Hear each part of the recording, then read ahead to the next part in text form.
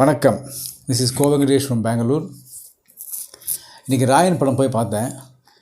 நான் இந்த அடிதடி படங்கள், அமளி துமளி படங்கள்லாம் பார்க்கக்கூடாதுன்னு நினச்சிட்டு இருந்தேன். பட் இவன் தான் சொன்னால், அப்போ நீ ரிட்டையர் ஆகிட்ட, பென்ஷனும் இல்லை, இதில் ஏதாவது யூடியூப்பில் வியூஸ் வந்துன்னா உனக்கு ஏதாவது வரும்ப்பான்னு சொல்லி போன இந்தியன் 2க்கு ரொம்ப கஷ்டப்பட்டு நிறைய டேகிங்லாம் பண்ணி 1.6K வியூஸ், 1600 அதான் பண்ணுப்பா அப்படின்னா. அதனால தான் இவன் வரல, இவனுக்கு எக்ஸாம் இருக்குன்னு நானே என் ஒய்ஃபும் போனான்.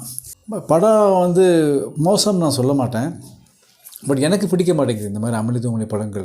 நேற்று கூட நான் வசூல் ராஜா, MBBS, பஞ்சதந்திரம்லாம் பார்த்துருந்தேன். எனக்கு பிடிச்சிருக்கு அந்த மாதிரி படம். காதல், நண்பகல் நேரத்து மயக்கம், கடைசி விவசாயி, அந்த மாதிரி படங்கள் தான் பிடிச்சிருக்கு எனக்கு. காக்கா முட்டைகள். இதில் வந்து தனுஷோட ஃபஸ்ட்டு டைரக்டோரியல் வெஞ்சர். அவங்க அண்ணா வராங்க, பிரகாஷ் ராஜ், SJ சூர்யா வராரு, சரவணன் வராரு, இளவரசு வராரு, தம்பியாக வந்து 2 தம்பி ஒரு தங்கச்சி, ஒருத்தர் வந்து ஜெயராமோட பையன், இந்த மாதிரி நிறைய பேர் வராங்க. எல்லாருக்குமே ஓரளவுக்கு டீசெண்டான ரோல் நல்லா பண்ணியிருக்கிறாங்க. என்ன ஒரே ஒரு சந்தோஷம் என்னென்னா, வெறும் கத்தி குத்து அதில் தான், மற்றபடி அரிவாள், வீச்சரிவாள் அதோடு முடிஞ்சு போயிடுறது. இந்த பீரங்கி, மிசைல்ஸ் அனுப்புறது, கன் கலாச்சாரம்லாம் இல்லை இதில். அது வரைக்கும் ஓகே.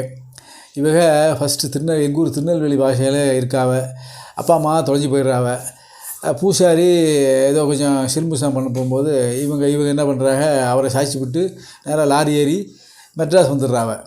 மெட்ராஸ் வந்த பிறகு இவங்க வந்து ஒரு ஃபாஸ்ட் ஃபுட் ஒன்று மாதிரி நத்தினுக்கிறாங்க. ஒம்பத்தும்புக்கு போகாமல் ஒய்ங்காகிறாங்க. இருக்கும்போது இங்கே 2 டான், ஒன்று SJ சூர்யா, இன்னொன்று சரவணன். அவங்க 2 பேருக்கு நடுவில் இவங்க உள்ளார பூந்து அதில் இன்னும் ஆகுறதுன்னு தான் கதை.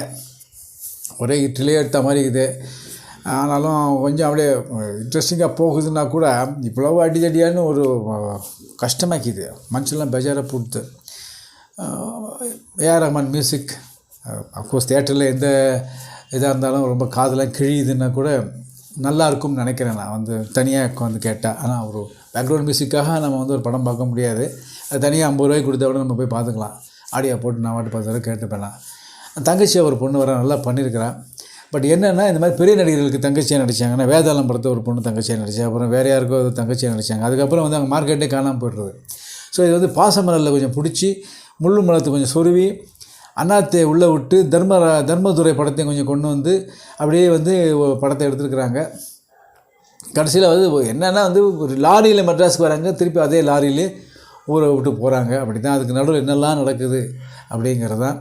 தனுஷ் ஆஸ் யூஷுவல் இந்த படத்தை நான் சிரித்து பார்க்கவே இல்லை.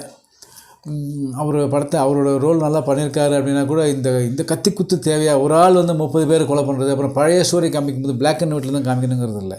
அந்த காலத்து வீரபாண்டிய கட்டபொம்மன், அலிபாபா 42 வந்து தேவா கலர் எடுப்பாங்க. நாடோடி மன்னன் கூட ஃபஸ்ட் ஆஃப் கலரு, அதுக்கு செகண்ட் ஆஃப் வந்து colour, first half black and white. அந்த மாதிரி கலரில் காமிச்சிட்டு போகலாம். தேவையெல்லாம் பிளாக் அண்ட் ஒயிட் தான் காமிக்கணும். அதாவது 90s பண்ணாங்க. பார்த்திபன், கமல்ஹாசன் அவங்கெல்லாம் பண்ணாங்க. அதோடு எல்லாம் வெளியே வரணும் நம்ம. ஓகே. ஃபஸ்ட்டு அவரோட அண்ணன் செல்வராகவன் நடிச்சிருக்காரு. நல்லா பண்ணியிருக்கிறாங்க. ஆக்சுவலாக ரொம்ப SJ சூர்யா பொதுவாக வந்து கொஞ்சம் ஓவர் ஆக்ஷன்லாம் பண்ணுவார். இந்த படத்தில் வந்து கடைசி சீனில் தான் கத்துறாரு. பட் அந்த கத்தல் வந்து நியாயமான கத்தல் தான். ஸோ ரொம்ப மிதமாக தான் அவர் அடக்கி வாசி வச்சுருக்காங்க. பிரகாஷ் ராஜ் தான் கௌரவத்தோற்றும் கெஸ்ட் அப்பியரன்ஸ்னு போட்டிருக்கலாம். அவர் ஏதோ பண்ணிகிட்ருக்காரு. இது 2வது பாகம் எடுப்பா மாதிரி தெரியுது. ஏன்னா அப்படி தான் பிடிக்கிறாங்க. 2வது பாகம்லாம் வந்து உடம்பு தாங்கமான்னு தெரில. ஸோ ஒரு தடவை முடிஞ்சால் போய் பாருங்கள். பட் நான் ரெக்கமெண்ட் பண்ண மாட்டேன். அவ்வளோதான். தனுஷோட 50வது படம் நல்லா பண்ணியிருக்கலாம். அதாவது தனுஷ் என்ன பண்ணலன்னா, உத்தம புத்திரன், வேலையில்லா பட்டதெல்லாம் நடித்தார். அந்த மாதிரி நடிக்க பார்க்கலாம். இனிமேல் வந்து கத்தி குத்தி எடுத்து ஒரு டானாக வந்தால் தான் கலெக்ஷன் பார்க்க முடியுன்ற ஒரு கல்ச்சரை வந்து ஆரம்பித்து வச்சுட்டாங்க. விக்ரம், KGF, என்னெல்லாமோ படங்கள், லியோலேருந்து ஜெயலர் வரைக்கும். இதுலேருந்து எப்போ வெளியே வர போகிறாங்கன்னே தெரில. இப்போ அமெரிக்காவில் பெரியவன் இருக்கான், அவங்க சொல்கிறான் வந்து லைசன்ஸ் எல்லாமே வந்து கன்று கொடுப்பாங்க. 18 வயசு ஆயிருக்கணும். 21 வயசு ஆச்சுன்னா ஹேண்ட் கன்னே கொடுத்துருவாங்க. அதனால் வந்து அது மாதிரி நம்ம ஊரில் இருக்கா? இல்லைல்ல, எடுக்க மாட்டாங்க போட்டிருக்க. இவங்க ஒரு சூழலில் மாட்டின்ட்டாங்க. ஒரு கன் கலாச்சாரம் வந்து ஒரு படம் ஹிட் ஆச்சு, 400 கோடி 500 கோடின்னா இவங்க வந்து அதே தான் பண்ணுவாங்க.